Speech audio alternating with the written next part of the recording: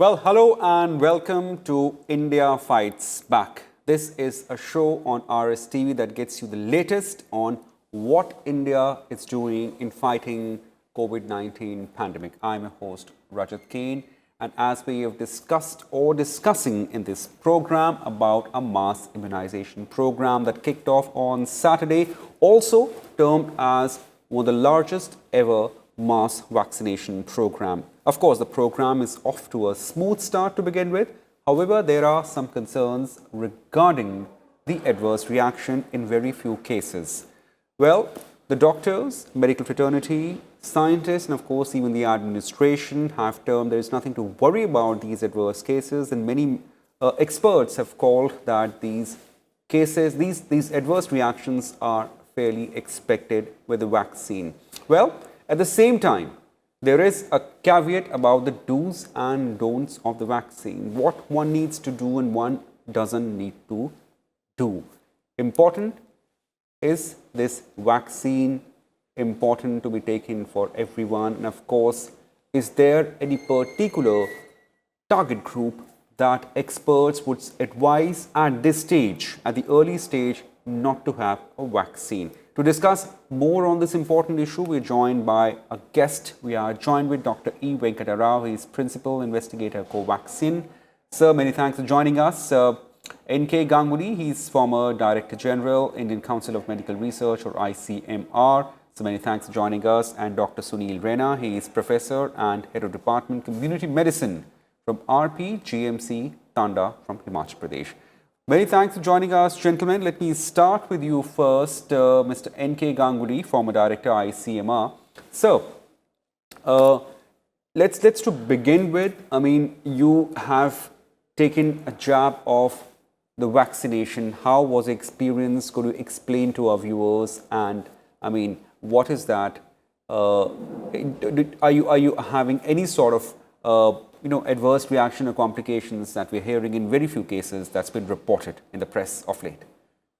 Actually, I took the Oxford vaccine because there was no choice. The center which was allocated to me was using Oxford vaccine. So I took the precautions as the Oxford vaccine trial was done. I took a paracetamol 1 hour before.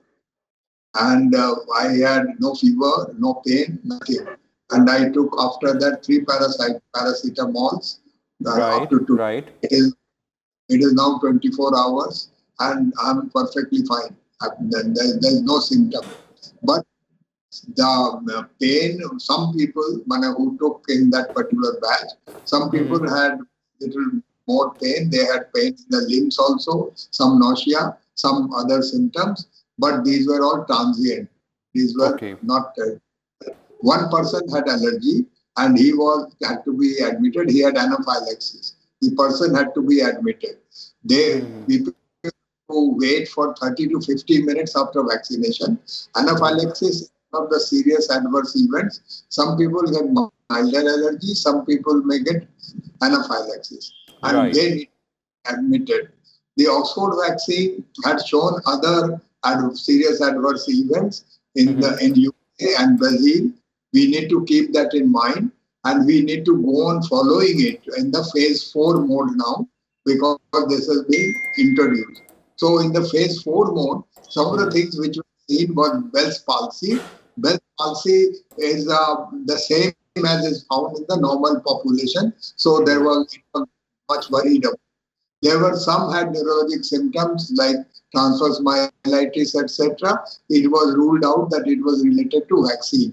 The Pfizer vaccine has shown some deaths. In Norway, there were 29 deaths with that. So it is very important that we do it in a phase 4 mode, collect serious adverse events on a long-term basis because the immediate ones we will know. There will be long-term serious adverse events. We will know if we go on following them. So we have to be very transparent and go on informing and communicating to people. This is just a beginning. Israel has 20% of its population.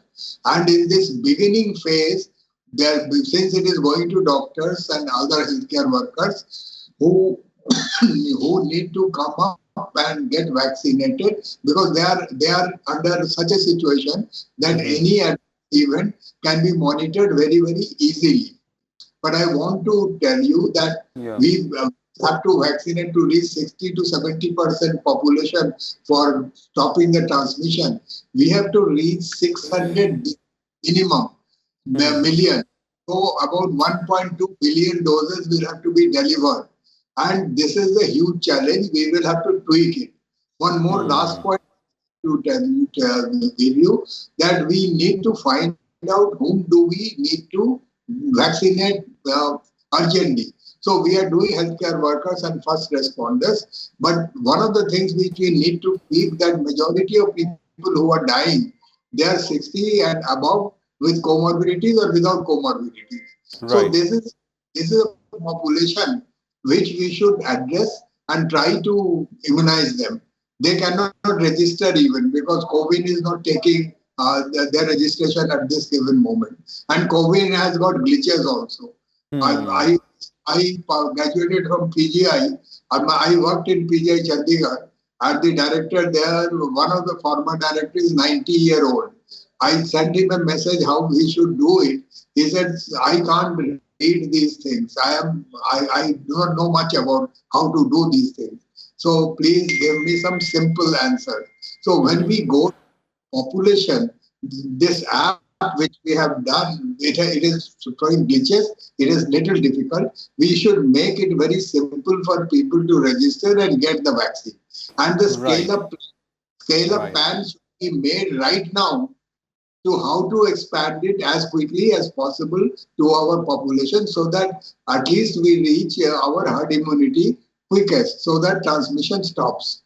Right, right, right. Mr. Ganguly, I'll come back to you. Many thanks for opening remarks. Let me go off to Dr. Sunil Raina. He's professor and head of community medicine from RPGMC. Dr. Raina, I mean, your institute was also a part of the vaccination drive, so if I'm correct. What are the protocols in place? I know there are few things need to be streamlined because it's still early days and it's a gigantic vaccination drive.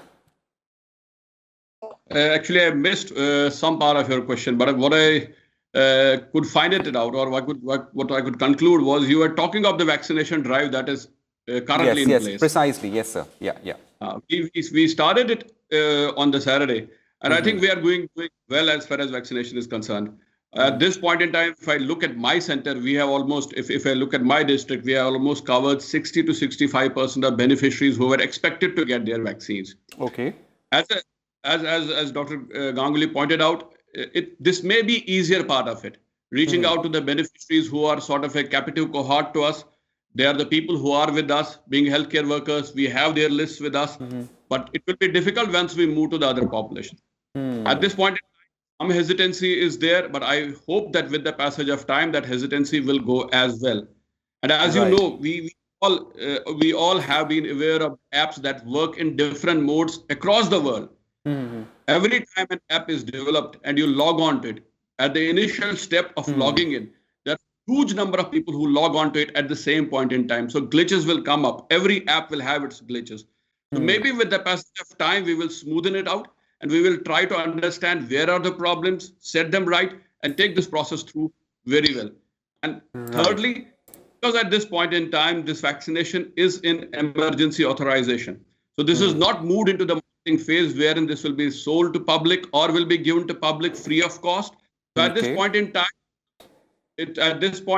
we are managing it well, and maybe when it goes into the marketing phase, or when it is being made available to people free of cost, we will see whether it goes through an app or it goes without that. So that is something that needs to be seen. Right. That's important.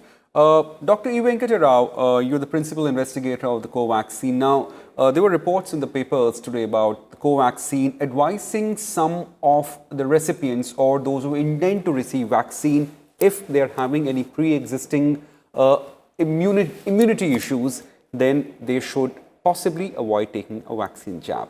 Is there a particular group that experts are right now focusing on, let's not have or give them vaccine at this stage at least? See, the very fact remains that the vaccination is a preventive affair. When a vaccine is given to a human body, our body fights back against the protein which has been inoculated. So Right. the body comes up with its immune response in the form of antibodies. Now, this formation of antibody requires a sound immune system. Now, this is applicable not only to the corona vaccine, for all the vaccines. Any condition which is likely to impair the immune status of the human body, that is HIV, or any case of a chemotherapeutic drugs or a cancer patient or any compromised immune status, you are likely to have a compromised immune response. And this is applicable to corona vaccine also. Whether it is Covaxin or Covishield or the Pfizer vaccine, everywhere this is a contraindication. Even pregnancy and lactation also is a contraindication. And any serious patient who is bedridden, it is ideal that we should. This is a general rule, which is nothing new to corona vaccine alone. Okay. Okay, so it's a general rule and there is nothing new about it. Professor Ganguly, when the vaccination drive was about to start, when we were preparing for the vaccination drive, which are the particular groups we envisage to be very precarious about, or we have to be extremely certain about giving them vaccine? Was there any consideration of certain age groups or groups having some pre-existing issues, medical issues? Yeah, see, when we look at the phases of the clinical trial, in the phase 1, we looked for absolutely healthy volunteers from 18 to 55, and in phase 2 we expanded from 12 to 65. Right. But in phase 3, all age groups beyond 18, irrespective of their comorbid conditions, let us suppose somebody having diabetes, hypertension, kidney or liver disease, or any illness which is physically stable in the vision of in the perception of the treating physician or the principal investigator, comfortably can be included. As far as Covaxin is concerned, across the country, the safety data shows that as on today, at least 13,500 people, that means the total recruitment's 50%, have received the vaccine, and there has been no significant side effects. So this is itself speaks that the rarest possibilities are also excluded. So comfortably, we can go ahead with any kind of a comorbid condition also can be given a vaccination. Right. I'll come back to you, Dr. Venkata Rao. Let me go off to Professor Ganguly. Sir, if you're able to hear me, we have seen in past 3 days of vaccination, that is Saturday, Sunday and Monday, there have been very few cases, that is below around 50 odd. There has been adverse reaction to it. Now, what are the common reactions or adverse reactions to say of that we'll keep on hearing about the vaccination? One of the major adverse reaction is allergy. This is a serious adverse anaphylaxis. And this, if anaphylaxis happens where you cannot take the person to care immediately, it could lead into death also. So we have to be, when we roll it out countrywide, we will have to see that when they are being injected, they need a help reaches them. And if they need to be hospitalized, they need to be hospitalized early. Secondly, at this given moment, they are being given in an entirely safe healthcare situation. So that's not much issue. The health records are there. But mostly we come to know about the serious adverse event much more when we go to the larger population, which is not as uniform as in the clinical trial stage. Clinical trial stage, there are inclusion criteria, the exclusion criteria. And we also know that the aged, like the person, like I'm 79-year-old, I don't know whether I will have a proper immune response or I will not have proper immune response. So it should be accompanied by, the phase 4 is also accompanied by certain kind of accumulation of data. That data provides you much more better effectiveness or adverse reaction issues. So adverse reaction in vaccination, every kind of vaccination is known. Only thing we need to see that if any adverse reaction occurs, we take the help as quick quickly to the person as possible. So our pharmacovigilance network, which is here, we should be activated and we should be trained to catch them. The vaccination center should have a hospital in the vicinity when we close the population. So anyone who needs it, it goes there. The serious adverse events with most of the vaccines which are in the emergency authorization are now known. Many of them get neurologic symptoms. Many of them get Guillain-Barré-like symptoms. Some get Bell's palsy. There are some deaths also. So, but if you look at the death rate, it is very, very rare, 0.05 in about 1 lakh of population, and sometimes in a million of population. So here the risk benefit ratio is taken. So every vaccine, there a death could happen. There is no vaccine which is known in the world where some recipients have not died. So so we need to really communicate with the population and give them an assurance that when they receive the vaccine, something if happens to them, we will take care of that and they will be safe. So this is what we need to ensure the population. Like at my age, I didn't have any reaction, absolutely no reaction.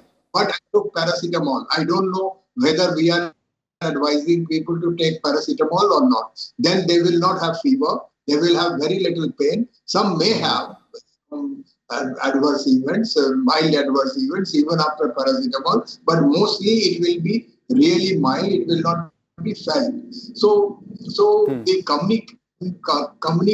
communication with the communities which are receiving will be done. And at this given moment, we should try to roll out the escalation of the vaccination drive. Because at this given moment, healthcare workers are most vulnerable. They are being protected.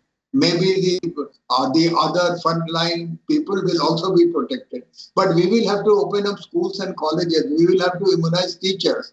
We will also have to protect our economy by hospitality, providing protection to hospitality business people. Right. Professor Ganguly, I'll just come back to you. Let me. That's a very important point you raised, that we have to really communicate well to all the recipients and, of course, target groups who are being vaccinated. Well, let me go off to Dr. Raina here. Dr. Raina, in your last, in a replying, you mentioned that your center has off to a smooth start when it comes to vaccination drive. Now, sir, I mean, were there any apprehensions amongst the recipients? And if they were, which age group were more receptive and which age group was more, you can say, guarded in having the vaccine?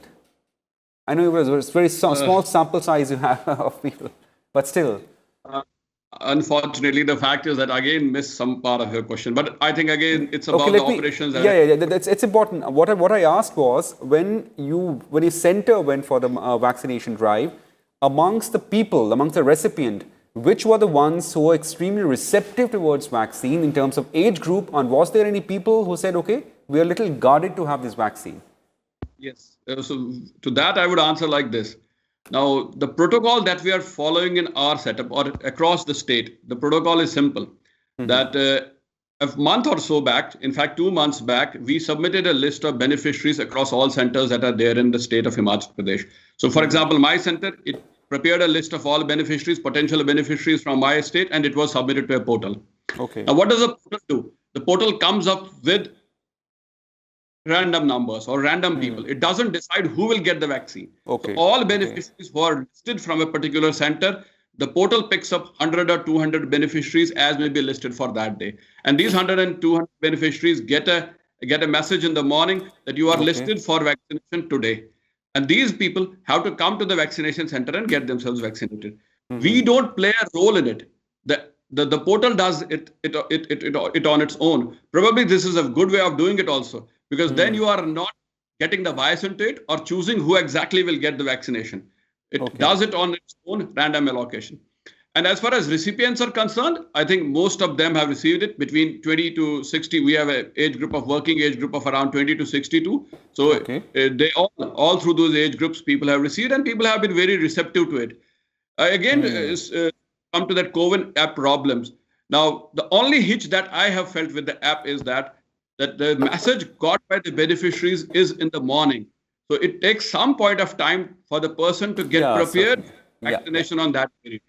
So maybe if they get it in advance, maybe a day back, so it will be much easier for them. Right. So, I mean, as we said, that these technical issues are the ones that, of course, will get streamlined as we go forward in the vaccination program. Now, Dr. Venkata Rao, I mean, as we were explaining about the vaccines and their adverse reaction propensities, and of course, like we discussed just about like the age groups here, how important as it gets to communicate them, like as even Professor Ganguly mentioned, that communication and of course like the data analysis happens to be extremely important in any mass vaccination program. Now, it's still early days, but in days to come, how important this feedback will play a role in terms of improving the efficacy if required at all? Dr. Venkata Rao? Dr. Rao? I missed the first part of the question once again.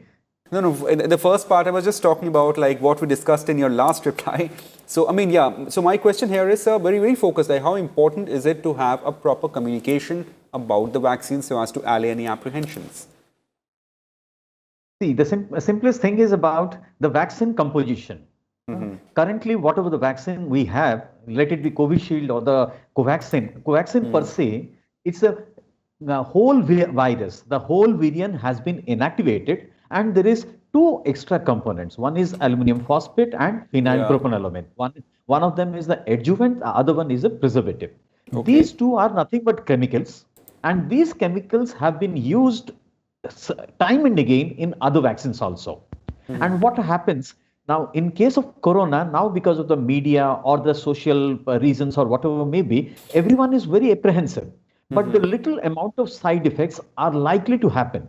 When a child comes to me in the immunization clinic, I tell the mother that today the child has received DPT vaccination and it is likely to have a redness, swelling and induration. And the child may not be able to move his leg for at least 2 days and you need to give some paracetamol. So this information has never been captured by the media for DPT vaccine. But for corona vaccine, for example, yesterday we saw that 477 cases have been reported. See, this number itself is a very, very small number and they're all insignificant side effects. Because simple pain, redness and swelling or little itching is not. Only thing is if it is a serious side effect like anaphylaxis or someone getting even a vasovagal attack, which is not related to the vaccine. It is just a syncopal attack which comes out of apprehension. So these are the fears which we need to communicate to the to our public, saying that these are simple ones. You don't have to worry about what is happening in this. Right. That's very important. It's the communication becomes an extremely important tool here. As we're about to close our show, Dr. Ganguly, I mean, this is one question which, as a journalist, as a show person, we've been often asked by normal public and also in office. Will the vaccine provide complete immunity in years to come, or we have to follow the COVID appropriate behavior as well? What do you advise here? You have to follow. There is no vaccine in the world which has got 100% safety or 100% protectiveness. So despite of the vaccination, the core principles of SMS, social distance, mask and sanitation, we need to practice. Right. Well, that brings to us to an end of the show. Well, many thanks, Dr. Venkata Rao, Dr. Sunil Raina, and of course, Professor N.K. Ganguly. He's not with us right now, he just left, but of course, like for elucidating this really important issue and of course, like allaying any apprehensions whatsoever about the vaccine, which is still in the early days.